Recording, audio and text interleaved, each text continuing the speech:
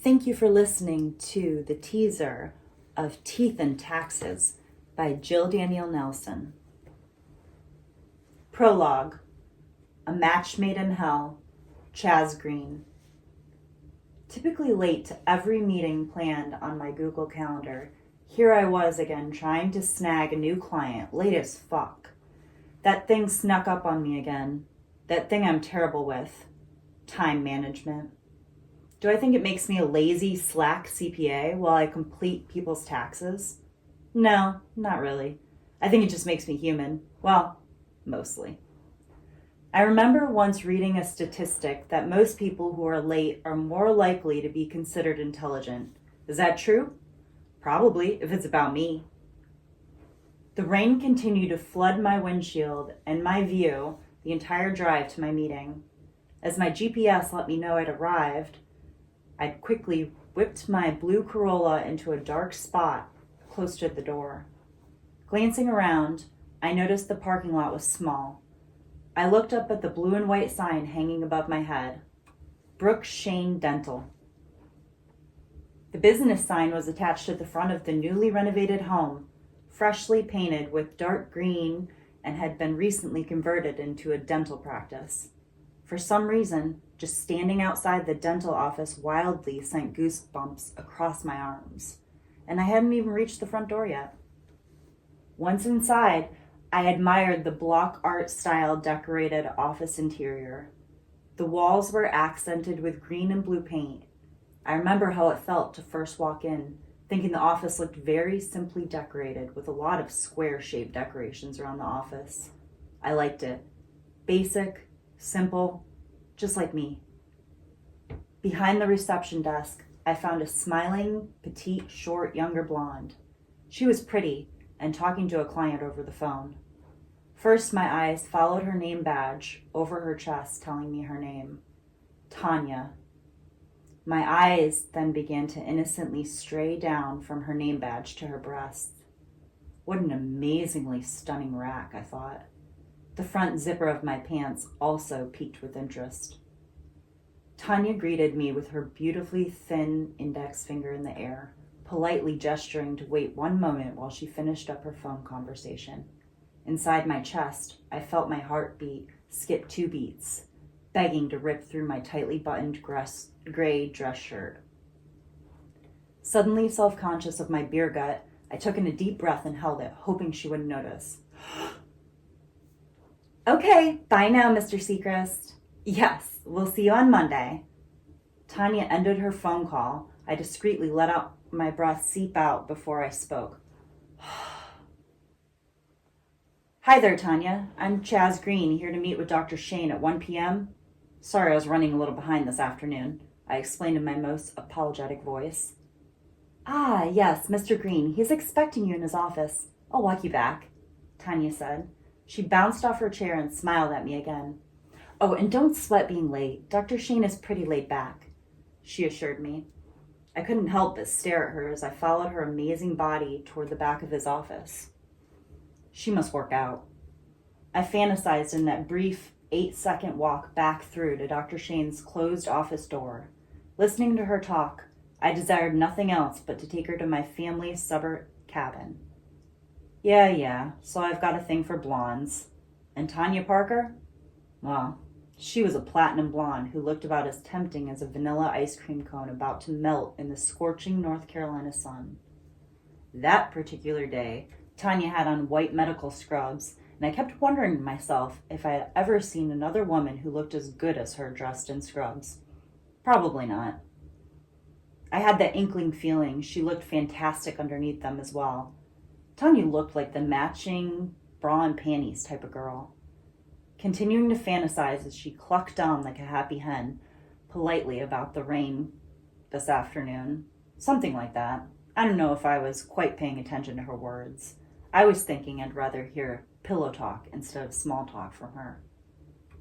Even though I wasn't paying attention to what she was saying, I was, however, paying attention to her actions. I watched her pause in front of the door, then smoothed her hair down before knocking. I just acted like I wasn't paying attention and accidentally bumped into her outside the door. I felt my nerves spark and my cheeks redden as my hand grazed her hip. I pushed back from her, pretending like it was a mistake, that I was a person who liked their space. Maybe so, but not with this little blondie bar. I like that nickname. Makes her sound like the dessert I know she is, I thought hungrily to myself. Oops, sorry about that, I said to her. I'm a clumsy kind of guy, I smiled. Tanya returned my smile, then she reached up to knock twice on Dr. Shane's office door. Glancing past her at the dentist rising from his chair, I watched Dr. Shane walk over to the entrance. He professionally reached his hand out to shake mine. Dr. Brooks Shane looked about the same age as me, in the 26 to 30-year-old range, if I had to guess. He was much more in shape than I, but I picked up on his vibe that neither of us had any problem picking up women. We were both fresh to the business world, just two dogs after a big bag of bones. Dr. Shane flashed me a wide, whitened grin full of stunning teeth. I guess you have to have flashy teeth if you're a dentist, I thought. Hello there, I'm Dr. Brooks Shane. The handsome dentist introduced himself to me. Hey, Chaz Green, nice to meet you. So, this dental practice is new? I nervously asked him, pretending to glance around the office for the first time since I'd walked inside. Yeah, a little less than a year, Dr. Shane replied. I actually started my own accounting firm recently. I like numbers, I told him. Immediately regretting what I'd said out loud, I began to backpedal my words so I didn't sound like I was 12 years old again. I enjoy other things other than numbers too, I fumbled more words. Nice. I like teeth, Dr. Shane bluntly responded, smiling across the desk.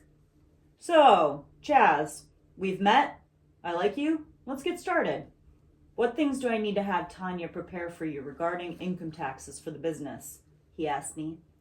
I opened my mouth to respond to Dr. Shane, but before I could answer him, his office door burst open. He's in a meeting, Miss Wiltop. You cannot go. We both heard Tanya's voice shout outside the door. A larger woman came huffing inside the office, clearly out of breath. Dr. Shane remained seated across from his desk, unfazed. Ah, Miss Wiltop, good afternoon. So lovely to see... Dr. Shane was rudely interrupted by this client. Oh, you just can't, Dr. Shane, the loud woman shouted at him as if she were a teen talking back to her parents. I have been billed twice now from my insurance company for things your office was supposed to take care of. I've called 4 times about this issue, and this twit here, Miss Wiltop pointed her wrinkled finger at Tanya. She keeps sending me to your voicemail. Why am I still dealing with this crap? Miss Wiltop angrily yelled inside the office at Brooks Shane. I briefly considered pulling out my black and silver 10-inch blade in my laptop bag to shut her up, but I decided it would be in poor taste and not the best way to gain a new client. Better wait for Dr. Shane to handle this nightmare woman, I thought as I remained seated and calm. The angry, robust client stood firmly behind my chair, reminding me of a brick wall that had suddenly been built behind me. She smelled of musty cheese and caused the room to stink in a matter of minutes. Miss Wiltop, Tanya and I have already discussed this and both agree that the issue is with your insurance company, not my practice. If you'd like to discuss this further, we can step into the other room and I can postpone my meeting for another time. Or I can continue letting you insult my staff and my new accountant here, Mr. Green. Which do you think we should go with? Dr. Shane asked her. His eyes narrowed, then began to quickly dart back and forth between the three of us. I knew Karen Wiltop was considering his response. Finally, Karen Wiltop let out a heavy, exaggerated sigh. It reminded me of a 2-year-old toddler not getting their way. I swear, that woman created such a dramatic sigh, more like a gust of wind over my head, so heavy that it swept my hair over to the side. Karen Wiltop towered over me in the chair. I tried not to gag from her musty cheese stench. No, it's not happening. I've spent too much time being looped into this. I want this addressed now, Miss Wiltop shouted again. Dr. Shane remained still behind his desk. His green eyes squinted across the room at her, sending icy vibes across it. Now, Miss Wiltop, I have been more than generous with my proposal to postpone my meeting to appease you. You do see that you have so rudely interrupted our meeting, correct? Dr. Shane asked her. Miss Wiltop glared back at him with her beady black eyes. Dr. Shane was ready to dictate the conversation from there with Miss Wiltop, starting now. His voice deepened into more of an I don't give a fuck tone. Miss Wiltop, I'm going to need you to apologize to my CPA, Mr. Green here, Dr. Shane firmly requested. I tilted to the left to get a glimpse of her reaction. Miss Wiltop looked outraged, staring back at me. I tried my best to keep my smile disguised. I will certainly do no such thing, Dr. Shane, Miss Wiltop gasped, stepping forward as if challenging him. He rose from his chair, stood his ground, and repeated his request. Now! Dr. Shane screamed. I noticed out of the corner of my eye that Tanya had jumped at the sound of Dr. Shane's intense growl. I told you to apologize to Mr. Green, Dr. Shane shouted again. Miss Wiltop straightened her upper back and lifted her chin further in the air, as if she were not feeling the least bit threatened. Dr. Brooke Shane took 3 steps closer to his angry client.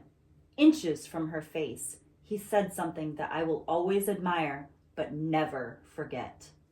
Now, Miss Wiltop, you have exactly 4 seconds to retract your previous statement and apologize to Mr. Green, or so help me God, I will stitch your fucking mouth shut with dental suture until you can learn to speak with some manners, Dr. Shane warned. Wow!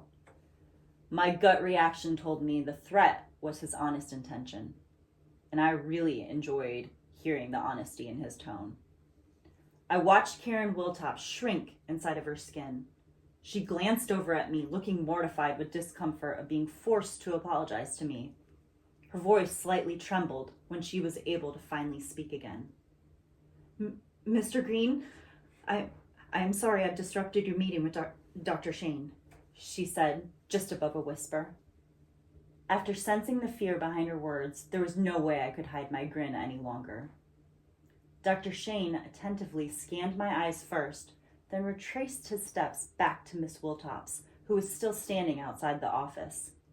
And do you accept her apology, Mr. Green? Dr. Shane directed his stern gaze to me as he waited for me to respond. Sure, why not? I responded with a shrug. Good! Is it settled then, Miss Wiltop? He asked. She did not answer, only very slowly nodded her head to respond to his question. Fantastic!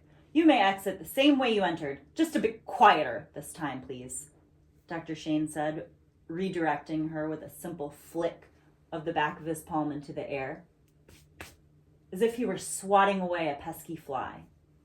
Oh, and Miss Wiltop, make sure you apologize to my assistant Tanya for calling her, what was it again?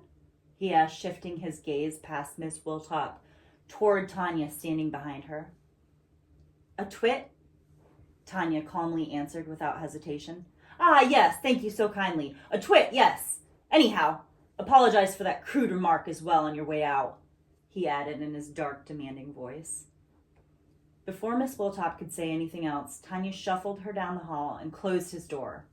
I could tell Brooke Shane was listening outside the door to hear if Miss Wiltop would actually extend an apology to Tanya. His green, angry eyes fiercely glanced back at me, reminding me of a tiger on the hunt. God, I hate that bitch.